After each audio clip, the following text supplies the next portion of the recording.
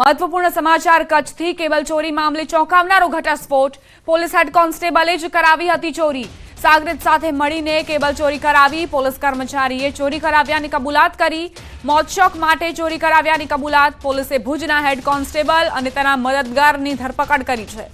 આરોપી કોન્સ્ટેબલ અગાઉ જખૌ પોલીસમાં નોકરી કરી ચૂક્યો હોવાથી મુદ્દામાલ રૂમમાંથી કેબલ ચોર્યા હતા સંવાદદાતા મેહુલ જોડાઈ ગયા છે વધુ જાણકારી સાથે મેહુલ કેબલ ચોરી મામલે શું જાણકારી જી ચોક્કસની વાત કરીએ તો કચ્છના જખૌ પોલીસ સ્ટેશનમાં 45,000 કેબલની જે ચોરી થઈ હતી તેમાં પોલીસે 2 આરોપીઓની ધરપકડ કરી છે તેમાં ખુદ પોલીસ હેડ કોન્સ્ટેબલ જ છે તેના સાગરીત સાથે મળીને આ ચોરી કરાવી હતી પોતાના મોજશોખ માટે નાણાં મેળવી પોલીસ કર્મચારીએ આ ચોરી કરાવવાની કબૂલાત આપી હતી પોલીસે ભુજના હેડ કોન્સ્ટેબલ અને તેના સાગરીતને ઝડપી પાડ્યા છે અને આગળની કાયદેસરની કાર્યવાહી છે તે હાથ ધરી છે જી આભાર મેહુલ જાણકારી આપવા માટે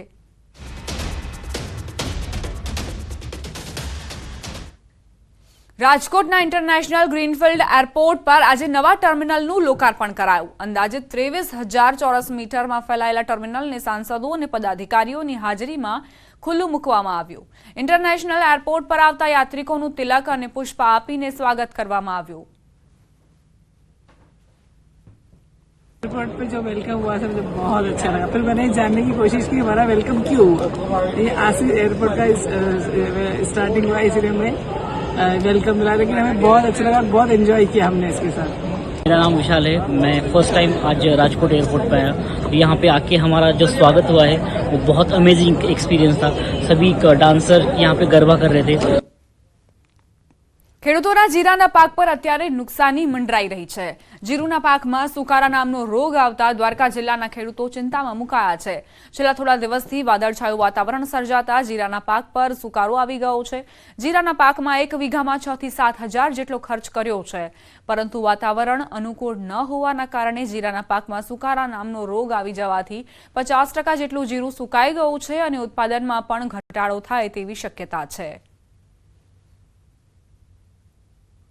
જીરુનું અને ચણાનું વાવેતર કર્યું હતું એમાં વાતાવરણ થોડુંક બગડ્યું એના હિસાબે જીરુમાં રોગ આવી ગયો સુકારા નામનો એક રોગ આવ્યો તો જીરું સુકાવા માંડ્યું અને દવા અમે છાંટવાની ચાલુ કરી છે દવા તો હજી ચાલુ જ છે પણ તો એ ઝાડવા બધા સુકાઈ ગયા છે 50% જેવા તો સુકાઈ ગયા છે 7,000નો ખર્ચો આવેલો છે બધો ખર્ચો કરતા અત્યારે જીરું બગડી જવાથી અમને કાંઈ ફાયદો મળે એવી સંભાવના છે નહીં અને જીરું અત્યારે હાવ બગડી ગયું એટલે એમ કે કાર્યો એવી વસ્તુ બહુ આવી ગઈ એટલે અમને નુકસાની બહુ છે અત્યારના સંજોગો જોતા એવું લાગે છે કે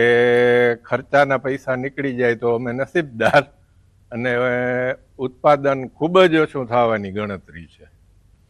સોમનાથ ઉના નેશનલ હાઈવે પર પોતાના સ્વાર્થ માટે મનમાની કરતા ધંધાર્થીઓ સામે ગીર સોમનાથ કલેક્ટરની લાલ આંખ આ દ્રશ્યો છે ગીર સોમનાથમાંથી પસાર થતા નેશનલ હાઈવે 8E જે સોમનાથથી ભાવનગર સુધી પસાર થાય છે અને આજે નેશનલ હાઈવેનું હજુ નિર્માણ કાર્ય પૂર્ણ નથી થયું પોતાના અંગત સ્વાર્થ માટે નેશનલ હાઈવેમાં તોડફોડ કરી ડિવાઈડર ઊભા કરી રહ્યા છે જિલ્લા કલેક્ટર દિગ્વિજયસિંહ જાડેજાએ NHAIને કડક સૂચના આપતા આખરે સીમાસી ગામ નજીકના નાયરા પેટ્રોલ પંપ સંચાલક સામે ઉના પોલીસમાં કાયદેસરનો ગુનો નોંધવામાં આવ્યો છે ઉનાના સીમાસી નજીક એક ગંભીર અકસ્માત થયેલ NHI ઉપર જેમાં 3 યુવાનોના દુઃખદ અવસાન થયેલ જે નાયરાનો પેટ્રોલ પંપ છે એના જે માલિક છે એને પોતાના ધંધાકીય લાભ માટે જે વચ્ચેનું ડિવાઈડર છે એ તોડી નાખવામાં આવેલ તો એની વિરુદ્ધ ફરિયાદ દાખલ કરવાની NHIને સૂચના આપતા તેઓએ ઉના પોલીસ સ્ટેશન ખાતે ફરિયાદ દાખલ કરેલ છે અને NHIને એ પણ સૂચના મેં આપી છે કે ભાઈ આખા આપણા જે જિલ્લાનો આખો હાઈવે છે ત્યાં તમામ જગ્યાએ NHI RNB સ્ટેટ પંચાયત તમામના અને નેશનલ હાઈવે એ પોતાના જે છે રોડો ચેક કરી લે ને ક્યાંય પણ આવું કોઈ બનાવ ધ્યાને આવે કે કોઈ ડિવાઈડર પોતાની સગવડતા ખાતર તોડેલું હોય તો તાત્કાલિક બંધ કરાવવું રાજકોટ સિવિલ તંત્ર હવે ઉંદરો પકડવા કામે લાગ્યું છે સિવિલમાંથી 40 જેટલા ઉંદર પકડ્યા હોવાની જાણકારી છે આખરે કેમ આ પ્રકારની નોબત આવી તે જોઈએ